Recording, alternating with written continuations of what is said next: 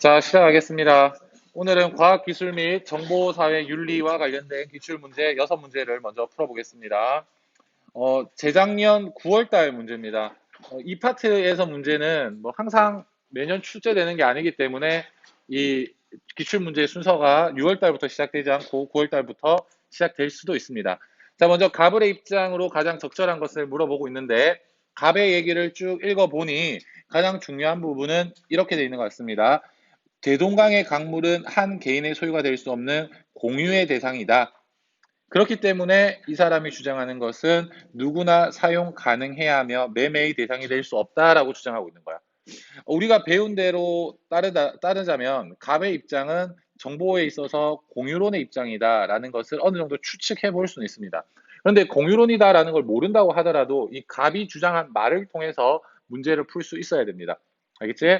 자, 을을 보면 북청 물장수를 아십니까? 라고 얘기를 하면서 여기서 나온 말은 물장수가 한강에서 퍼온 물통 속의 강물을 사람들이 사고 판다라는 거야. 이처럼 정보 또한 물통 속의 물과 같다.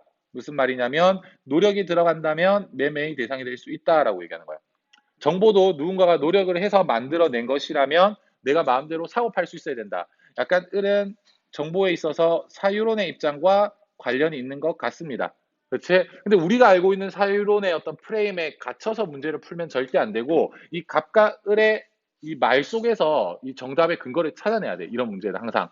자, 1번 보면 정보는 누구나 향유할 수 있는 공공적인 가치를 지닌다. 공공적인 가치라는 말은 다른 말로 어떤 공유의 대상이다라는 말이지. 공유론의 입장이 됩니다. 그렇지? 공유론의 입장이다. 이 말은 갑의 입장이 맞는 거죠. 그렇지? 2번 정보의 사적 소유권은 자유롭게 이전될 수 있어야 된다. 이거는 공유론보다는 사유론의 입장이야. 사유론의 입장에 더 가깝습니다. 그래서 2번은 틀렸어. 자, 3번에 정보는 배타적인 권리를 주장할 수 없는 공유 자산이다. 자, 배타적이다라는 말은 나 혼자만의 것이다라는 뜻이거든. 그럼 배타적 권리를 강조하는 입장은 우리가 알고 있는 바로는 사유론의 입장이지. 사유론을 주장할 수 없는 공유자산이다. 이 말은 공유론이라는 뜻이야. 그런데 을은 사유론에 가깝기 때문에 틀렸습니다. 자, 4번에 정보에 대한 소유권은 개인의 노력과는 무관하게 성립된다. 이건 사실 사유론인지 공유론인지 명확하게 구분은 안 되지만 제시문에 보면 노력이 들어갔다면 매매의 대상이 될 수 있다라고 얘기하잖아. 노력과 무관하게가 아닌 거지. 그래서 제시문에서 4번이 틀렸다라는 걸 찾을 수가 있고 5번 같은 경우에 정보를 생산한 자에게 경제적인 보상은 필요하지 않다. 경제적인 보상이 필요하다 필요하지 않다. 갑은 사실은 요거에 대해서 얘기하지를 않았지. 알 수가 없습니다. 다만 을을 본다면 뭐야? 매매의 대상이 될 수 있다라는 건 일종의 경제적인 보상이 가능하다라는 거야. 그치? 그래 필요하지 않다라는 이 말에 대해서 을은 절대 동의하지 않을 겁니다. 그래서 5번이 틀리게 되는 거야. 그래서 일반적인 사유론과 공유론의 프레임을 적용을 하되 그것만으로 풀 수 없는 보기가 분명히 있을 거야. 그런 보기들은 다시 문제로 올라가서 제시문을 철저하게 분석을 하면 문제를 풀 수 있을 겁니다. 자, 13번. 이건 재작년 수능 문제입니다. 빅브라더라는 소설 속 존재가 나와 있는데 사회를 철저히 장악한 빅브라더에 대해서 얘기를 하고 있습니다. 그치? 근데 여기서 말하는 빅브라더가 상징하는 것은 무엇이냐면 정보의 비대칭성을 얘기해. 누군가는 정보에 쉽게 접근할 수 있지만 누군가는 그 정보에 쉽게 접근할 수 없다. 이 빅브라더와 아주 유사한 게 있었지. 그 아주 유사한 예로 파놉티콘이라는 얘기를 해줬습니다. 그치? 파놉티콘이라는 원형 감옥. 그리고 빅브라더 같은 경우에는 정보의 비대칭성을 얘기한다. 이러한 비대칭성을 얘기한다는 것은 정보사회의 긍정적인 면을 강조하는 거야? 정보사회의 부정적인 면을 강조하는 거야? 당연히 부정적인 거겠지. 그래서 정보사회의 부정적인 측면을 강조하고 있다라고 어느 정도 이해를 하고 있으면 될 것 같습니다. 밑에 보니까 을에서는 아고라라는 게 나와 있지. 아고라.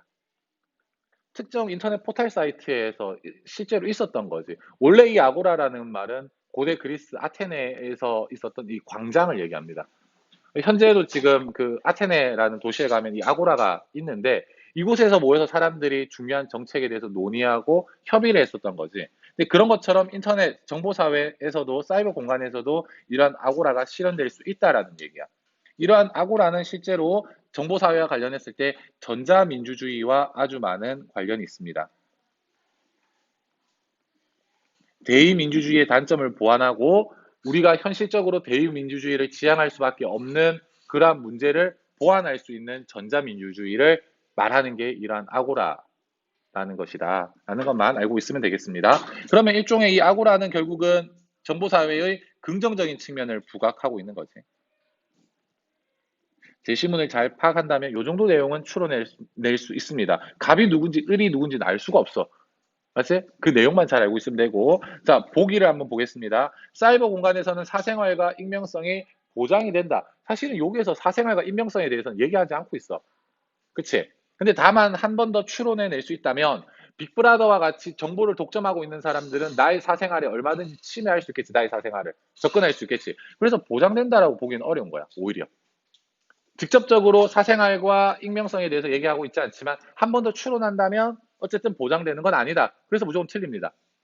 자, 니은의 정보통신 기술은 보이지 않는 방식으로 개인을 통제한다.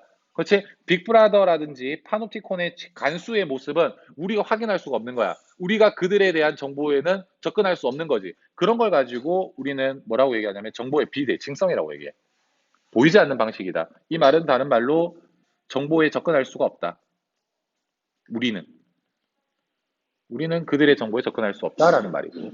자, 디귿의 사이버 공간은 직접 민주주의의 가능성을 높이고 있다. 직접 민주주의는 모든 사람들이 다 정치에 참여하는 걸 얘기하는 거거든. 근데 이제 인터넷만 있으면 모든 사람들이 다 참여할 수 있어. 만약에 인터넷이 없었다면 사람들이 직접 모여야 돼.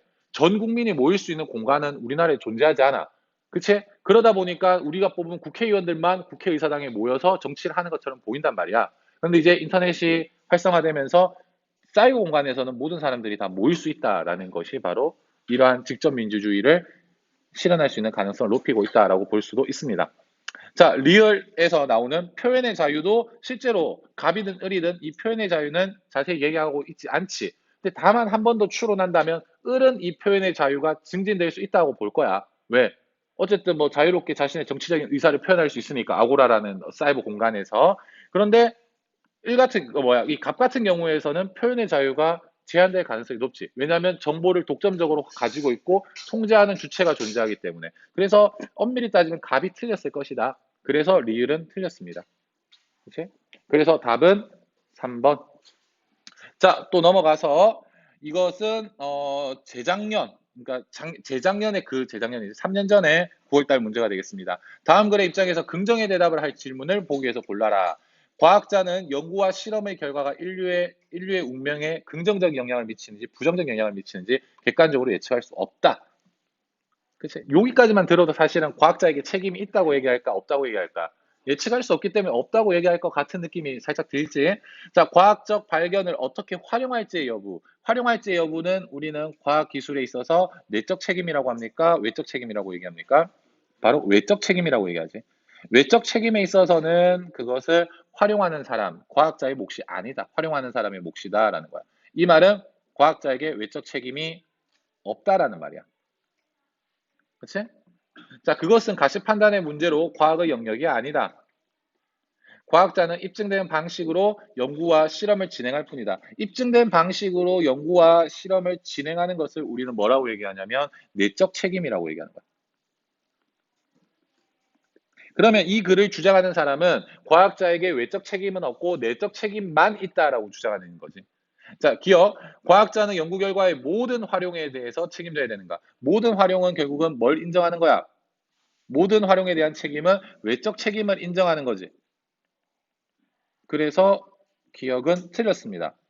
니은 과학자는 연구의 외적 책임으로부터 자유로워야 하는가? 맞는 말이지.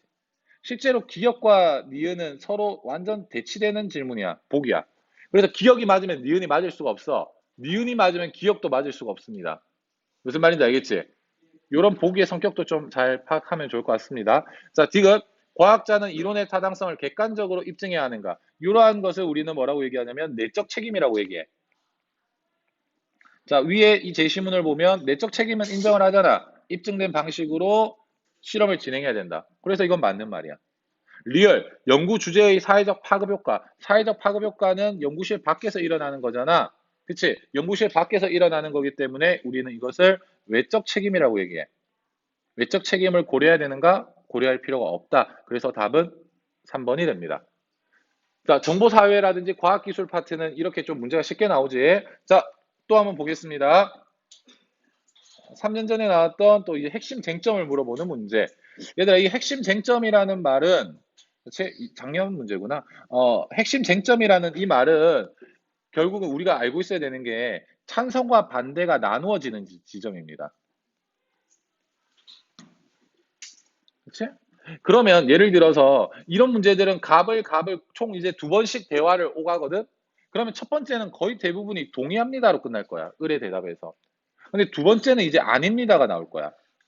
그러면 제일 중요한 부분은 바로 여기야. 과학자에게 그러한 책임을 돌리게 되면 과학 발전이 지체됩니다. 이게 아마 쟁점일 가능성이 가장 높습니다. 아닙니다라고 나오는 게. 그치? 근데 요게 아니라면 이제 수능에서는 또 나오는 게 요게 쟁점이 아니라면 이제 그 다음 을의 대답에서 마지막 요게 아마 또 쟁점이 될 가능성이 있어. 근데 이걸 항상 그냥 염두에 두고 문제를 푸는데 이게 항상 일치하는 건 아니고 이 앞에 있는 것들은 주로 함정이 될 가능성이 높다라는 거야. 자, 한번 차근차근 읽어보자. 과학은 가치 중립적이지 않다. 과학은 연구 주제를 설정할 때 주관적 가치를 개입하게 됩니다. 그렇지? 연구 윤리를 준수해야 된다. 그 말은 내적 책임이 있다라는 말도 지금 하고 있어. 동의한다라는 거야. 그럼 이제 더 이상 요거에 대해서는 우리가 머릿속에서 지워버려야 돼. 내적 책임의 문제는. 동의하기 때문에. 그럼 뒤에 나오는 건 뭐냐면 내적 책임뿐만 아니라 사회적 영향력을 인식해야 된다. 이 말은 뭐야? 외적 책임이 있다라고 얘기하는 거지. 근데 이제 뒤에 나오는 건 아닙니다야. 이제 외적 책임이 뭔가 중요한 포인트가 될 것 같아. 외적 책임을 돌리게 되면 과학 발전이 지체된다. 연구 결과를 활용하게 돼서 이 사회의 부정적 결과를 초래하는 것은 활용한 사람의 책임이다. 그치? 얘는 외적 책임을 줘야 된다라고 했는데 갑은 아니다라고 했지. 그런데 이제 여기에서 주장한 건 첫 번째 주장은 외적 책임을 인정하게 되면 과학 발전이 지체된다. 두 번째 주장은 외적 책임은 활용한 사람들의 책임이다. 이 말이야. 근데 뒤에 보니까 과학의 발전이 지체될 수는 있지만 여기에 동해버렸어. 그럼 이 1번은 쟁점이 아니게 된다는 거야. 과학이 지체되는지 안 되는지는 중요한 문제가 아니고 이제 중요한 건 뭐냐면 사회적 책임을 부과하는 것이 정당하다. 외적 책임을 부과하는 게 정당하다라는 거야. 그치? 뒤에 윤리적인 방향이다. 결국은 갑과 을에 있어서 가장 찬반이 극명하게 나타나는 지점은 외적 책임에 있지. 답을 고른다고 한다면 결국은 4번이 되는 거야. 내적 책임과 더불어 사회적 책임도 부과해야 되는가. 갑은 아니요. 을은 예라고 대답하는 거야. 그치? 만약에 좀 시간이 있다면 이걸 좀 꼼꼼히 다시 볼 필요는 있겠지. 그치? 1번 같은 경우에 연구 과정에서 연구를 준수해야 되는가. 이건 내적 책임이잖아. 아까 전에 첫 번째 대화에서 이 내적 책임을 둘 다 인정을 했어. 둘 다 인정했기 때문에 쟁점이 아닌 거야. 두 번째, 과학자는 연구 주제를 설정할 때 가치 중립적인 태도를 취해야 되는가? 이건 둘 다 부정하지. 연구 주제를 설정할 때 뭐라고 했어? 가치 중립적이지 않다. 가치를 개입해야 된다라고 했을 때 둘 다 동의를 했잖아. 그래서 이것도 둘 다 반대를 하기 때문에 쟁점이 아니야. 3번 같은 경우에 과학자는 연구에 대한 모든 책임에서 면제돼야 되는가? 아니지. 내적 책임은 있다라고 했잖아. 둘 다. 그치? 그래서 이것도 마찬가지로 둘 다 부정하기 때문에 쟁점이 아니야. 자, 5번에 과학자에게 사회적 책임을 부과하면 발전에 지체될 수 있는가? 이게 어떻게 보면 가장 매력적인 오답인데 여기에 대해서는 둘 다 긍정을 합니다. 왜냐하면 아까 나왔던 것 중에서 지체될 수 있지만 을도 지체될 수 있다고 인정을 하는 거야. 그치? 그래서 답은 4번이 된다.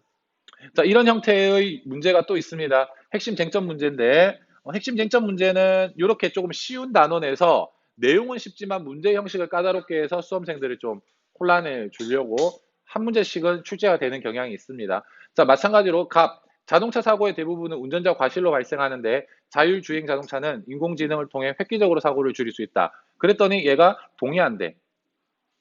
그럼 이 앞에 건 이제 우리가 무시해도 되는 거지. 다만 생명이 위협받는 위급한 상황에서는 사람이 직접 운전해야 된다. 그치? 그런데 얘가 이제 아닙니다라고 나와버린 거야. 그러면 일단 을의 말에 대해서 뭘 반대하는지를 봐야 되겠지. 그런 방식은 오히려 사고를 증가시키기 때문에 사고를 줄이는 것이 사회 전체 이익이 되므로 모든 상황에서 인공지능에게 운전을 맡게 된다. 을 같은 경우에 위급한 상황에서는 사람이 해야 된다. 아니다. 갑 같은 경우에는 모든 상황에서 인공지능이 해야 된다라는 거야. 여기에서 극명하게 대립이 있지. 을을 보니까 생명과 관련된 문제는 단순히 이익을 기준으로 판단해서는 안 되며 자율성을 존중해서 개인의 선택에 맡겨야 된다. 그럼 또 반대되는 지점이 있는 게 뭐냐면 사고를 줄이는 게 사회 전체 이익. 근데 여기에서 사고를 줄이는 것은 단순히 이익을 기준으로 판단해서는 안 된다. 이것도 마찬가지로 극명하게 대립이 되는 지점이야. 그래서 쟁점은 두 가지가 있어. 누가 운전해야 되는가? 그리고 이 생명과 관련된 문제를 사회적 이익으로 환원할 수 있는가? 이 두 가지가 핵심 쟁점이 되는데 보기에서 찾아보면 답은 몇 번이 될까? 위급 상황에서 어떤 주체가 자율주행 자동차를 운전해야 되는가? 4번이 답이 되겠네. 그치? 을 같은 경우에는 사람이 해야 된다. 갑 같은 경우에는 인공지능이 해야 된다. 이렇게 주장할 수가 있습니다. 그치? 자, 넘겨서 그 다음 작년 수능 문제입니다. 갑을 사상가들의 입장으로 가장 옳은 것을 물어봅니다. 갑을 보니까 과학의 목적은 자연을 인간의 의도에 맞도록 변형함으로써 인간의 활동 능력을 넓히는 것이다. 과학이라는 것이 인간의 활동 능력을 넓히는 것이다. 인간은 자연의 사용자이자 해석자이다. 이 말을 보니까 누군 것 같아? 베이컨이라는 생각이 들 수가 있습니다. 자연에 대한 인간 지배권. 사실은 이건 우리가 자연과 윤리할 때 인간 중심주의로 많이 배웠던 거지. 그치?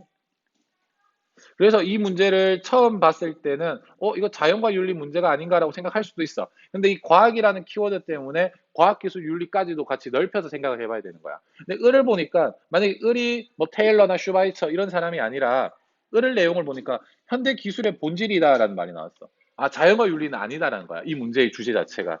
그래서 쭉 보니까 최악의 경우에는 기술을 중립적으로 고찰할 때이며 이 경우에 무방비 상태로 기술에 맡겨져 전적으로 기술의 본질에 대해 맹목적이어야 된다. 기술에 대해서 긍정적으로 생각하고 있어? 부정적으로 생각하고 있어? 기술에 대해서 아주 부정적으로 생각하고 있지. 그렇지? 비관론적인 입장에 있다라는 걸 알 수가 있어. 반대로 베이컨은 낙관론적인 입장이지. 긍정적으로 생각하고 있습니다. 그래서 을은 하이데거인데 사실은 하이데거라는 걸 몰라도 아무 상관이 없지. 그치? 아, 과학기술에 대해서 비관적인 입장을 가지고 있는 사상가와 낙관적인 입장을 가지고 있는 사상가에 대한 문제구나 라는 것만 찾아내면 됩니다. 자, 1번을 보면 관찰과 실험으로부터 유용한 지식을 이끌어낼 수는 없다가 아니지. 이끌어낼 수 있다. 갑은. 2번에 보면 과학의 목적은 삶의 개선이 아니라 진리 탐구 그 자체이다. 삶의 개선이 되지. 활동의 영역을 넓히는 거니까. 그치? 그래, 틀렸어. 인간에게 이익이 되는 방식으로 자연을 이용하는 거고. 3번에 보면 현대기술의 본질에 대한 자각과 비판적인 성찰이 필요하다. 뭔가 비관적이니까 성찰이 필요하다라고, 비판적인 성찰이 필요하다라고 할 수 있겠지. 일단 넘어갑니다. 자, 4번. 현대기술은 인간의 자율적 의지에 전적으로 종속되어 있다. 자, 이 말은 왜 틀렸냐면, 오히려 인간이, 그치? 여기에서 보면, 우리는 어디서나 부자유스럽게 기술에 붙들려 있다. 기술에 붙들려 있다라는 말은 인간이 기술에 종속되어 있다는 말이거든. 너무 기술에만 의존해서 인간의 본질을 상실하고 있다는 말이야. 그렇기 때문에 4번은 틀렸어. 기술이 인간에 돼 있는 것이 아니라 인간이 기술에 붙들려 있다는 거야. 5번에 보면 기술은 수단일 뿐 그 자체는 가치 판단의 대상이 아니다. 둘 다 틀렸지. 둘 다 가치 판단의 대상이 될 수 있습니다. 특히 여기에서 보면 기술을 중립적으로 봤을 때 최악의 경우라고 얘기했잖아. 그러면 중립적으로 보지 말라는 얘기야. 그럼 을은 무조건 틀린 거야. 그치? 그래서 답은 3번이 됩니다. 이건 하이데거의 주장이니까 그냥 알아만 놓으면 될 것 같습니다. 과학기술이나 정보사회 윤리는 만약에 모르는 사상가가 나온다고 하더라도 제 신문만 잘 읽고 분석한다면 시험 문제를 얼마든지 맞출 수 있습니다.